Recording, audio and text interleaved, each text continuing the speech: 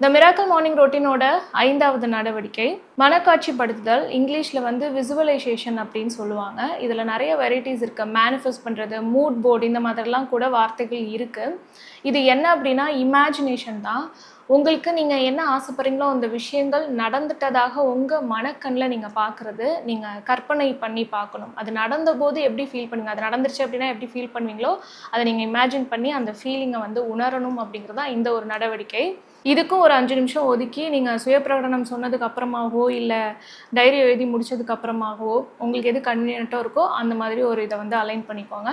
5 நிமிஷம் தான் பண்ணணும்னு இல்லை, நீங்கள் அதை ஃபீல் பண்ணணும். அது நடந்துட்டதாக நீங்கள் ஃபீல் பண்ணணும். அது இப்போ உங்ககிட்ட இல்லை அப்படிங்கிறதே நீங்கள் மறந்துடுற அளவுக்கு உங்களோட இமேஜினேஷன் இருக்கணும்.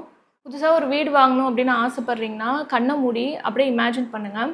அந்த வீட்டோட கேட்டை நீங்கள் ஓப்பன் பண்ணுறதாகவும், அதோட வழியில் நீங்கள் நடந்து போகிறதாகவும், மெயின் டோர் நோக்கி நீங்கள் நடந்து போகிறதாகவும், அந்த மெயின் டோரில் உங்களோட கைகளை வச்சு அதை ஓப்பன் பண்ணுறதாகவும் நீங்கள் இமேஜின் பண்ணணும். அப்போ வந்து நீங்கள் அதை ஃபீல் பண்ணணும். அந்த டோரை ஓப்பன் பண்ணும்போது எப்படி ஃபீல் பண்ணுவீங்கிறத உங்களுடைய இமேஜினேஷன் மூலியமாக நீங்கள் ஃபீல் பண்ணணும். ஸோ உள்ளே போய் உங்களோட கற்பனையிலே அந்த வீட்டை ஃபுல்லாக சுற்றி பாருங்கள். அதுதான் இதோட ஒரு மேஜிக். இந்த மனக்காட்சிப்படுத்துதல் அப்படிங்கிறது வந்து இதுக்காக பண்ணுறது தான். நீங்கள் அந்த மாதிரி ஃபீல் பண்ணும்போது அந்த விஷயத்தை சீக்கிரமாக உங்களை நோக்கி இருப்பீங்க. இதை பற்றி இன்னும் நிறைய விஷயங்கள் இருக்குது.